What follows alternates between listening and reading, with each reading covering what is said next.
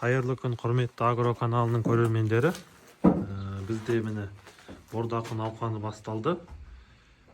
Бүгінгі осы видеомызда біз сіздерге сиыр бұқа бордақылау жайлы толық мәлімет беріп түсіндіретін боламыз. Достар, видео басталмас бұрын каналға тіркеліп, лайк басып, комментарий жазып, каналымыздың дамуын қолдап отырайық. Ал бізде бұл видео екі бөлім боламақ.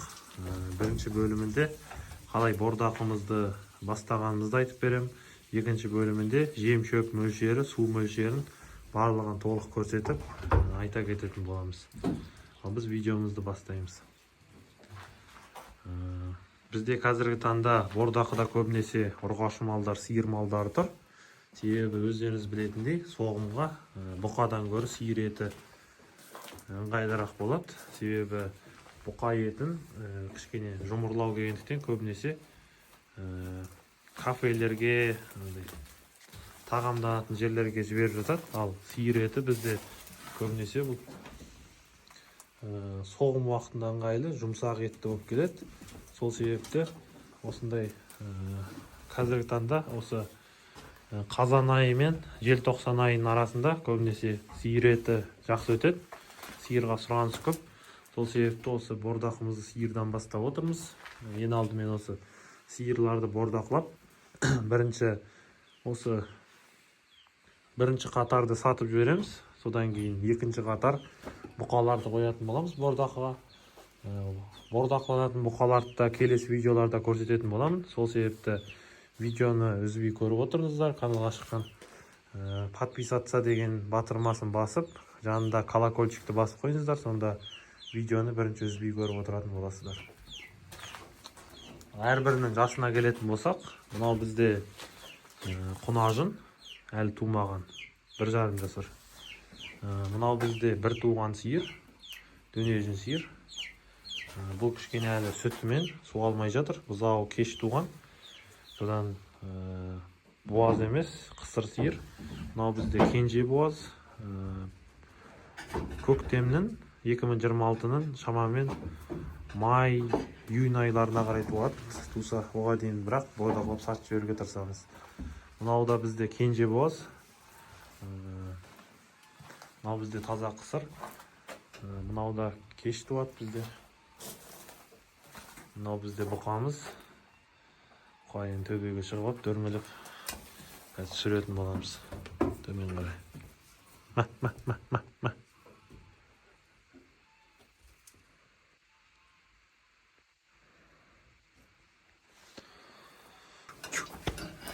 Бұл өзі бір бизон секілді жынды бұқа. Бұл бізде 1 жасар бұқа. Қазірден тайынша бұқа ғой, былтырғы бұзау. Бордақыда тұр қазірден. Кішкене кенже туғандықтан осындай кішірек болып тұр. Бірақ енді бұл бізде 5 ай тұрады бордақыда. Ақырында өсіп кетеді. Мынау бізде кішкене үлкендеу сиыр жасы. Бұл енді 5 рет туған ба, 4 рет туған ба, 5-6 рет туып тастаған сиыр. Бұл енді көбінесе артынан сойылады шығар. Себебі еті кішкене төмендеу, кәрі сиыр болғандықтан. Мынау бізде құнажын. Мынау тайынша құнажын, мынау дөнежін, мынау бізде құнажын сиыр. Қазіргі таңда бізде осы жерде 6 бас бордақыда тұр. Мына жерде бір орын бос тұр. Оған да бұйырса бір бас сиыр немесе бұқа қоятын боламыз. Достар, айта кететін жағдай тағы да бұл жерде тұрған барлық малдар өзіміздің қорамыздың малдары, өзіміздің қолтумалар. Көбісі комментарийде сұрап жатады, қаншадан алып, қаншадан пайдаға саттым, соны айта кет деп. Бұны қаншадан алған жоқпыз, барлығы өзіміздікі. Енді сатқан кезде тағы да сіздерге қанша сума шықты барлығын айтатын боламын. Тек каналды үзбей көріп отырсаңыздар, барлық жаңалықтарды бірінші болып естіп отырасыздар. Бұрын бізде алғашқы 1 жылдағы, осы 2 жыл бұрынғы видеоларды көрсеңіздер, сиырларды мына мүйізінен байлайтын болғанбыз. Қазіргі таңда оны өзгертіп, мойыннан шынжырмен байлайтын болдық. Кейбіреулер айтып жатады, комментарийде мүйізінен байласаң сиыр семірмейді дегендей, мойын жинамайды дегендей. Мойыннан байласаң тез семіреді дегендей неше түрлі айтады, бірақ оған қатысы жоқ деген ойдамын. Қалай байласаңыздар да жем шөп, суын дұрыс берсеңіздер, уақытысымен малдарыңыз жақсы семіріп отырады. достар. Мындай бордақ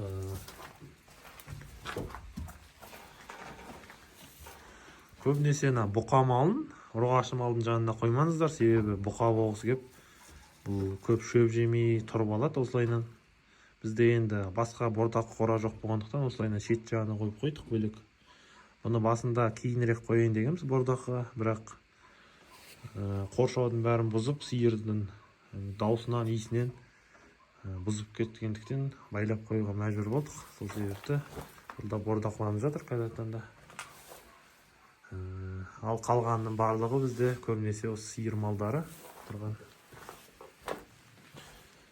Көбінесе ең кеш туатын таза қысыр сиырларды бордақлап жатырмыз, себебі бұзауы малды бордақламауларыңызға кеңес беремін. Ол біріншіден өздеріңізге де тиімсіз, екіншіден ішіндегі бұзауына да обал болады дегендей. Сондай жағдай. Достар, осындай видео. Көбінесе жас малдарды қойдық бордақыға, себебі кәрілеу қойсақ, ертең сатылуға да қиын болады. Бір жағынан кәрі малды сойып көрсеңіздер, еті сарғыштау болып келеді. Ал мына жас малды сойып сатсаңыздар да, ертең бағасын ұялмай сұрайтын боласыздар. Сол себепті осындайынан неғұрлым жастау малдарды бордақыға қойғандарыңыз өздеріңізге де тиімді болады. Алдында біреулер комментарийде жаза кетті. Бұзау тайынша бордақлаған тиімді ме, әлде үлкендеу мал бұқа бордақлаған тиімді ме деп. Енді неғұрлым үлкен бұқа алып бордақласаңыздар, табысы да үлкен болады. Себебі мынандай кішкентай бұқашаларды бордақласаңыздар, ол 4-5 ай өсем деп болғанша барлық жем шөпті жеп қояды. Және де бірден семірмейді, себебі ол бізде сүйегі әлі өсіп бітпеген мал әлі өсе береді, ет жинамайтын болады. Міне осындай бордақы, есігі осылайынан ашық тұрады. Кешкісін жауып қоямыз, бірақ терезелері күндіз кешке дейін ашық тұрады. Қазіргі таңда міне достар, күн жылы.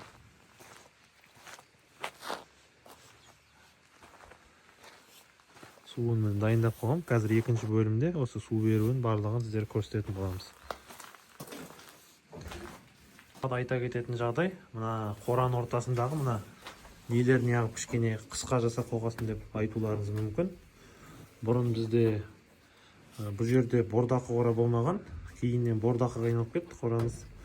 Бұрын сиырлар жататын орын болады, мына ақыр болмаған кезде, науа болмағанда ортада кішкене ар жағынан жататын сиырлар. Сол себепті ортасындағы қоршау өз қызметін атқарып тұрған. Қазіргі таңда қысқарып қалды.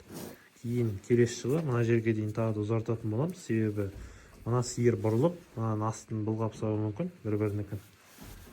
Сол себепті мына қоршауды 1 метрге дейін, 1,5 метрге дейін мұнда дейін ұзартатын боламыз. Ақырымыздың ұзындығымен еніне келетін болсақ, ұзындығы бізде 65-70 сантиметр, ені бізде 1 метр 20 сантиметр жалпақтығы. Көбесінен мынандай 20-лық па, 25-лік па осындай трубалар бар. Әрі қарай өздеріңізде қандай бар, содан жасай берсеңіздер болады.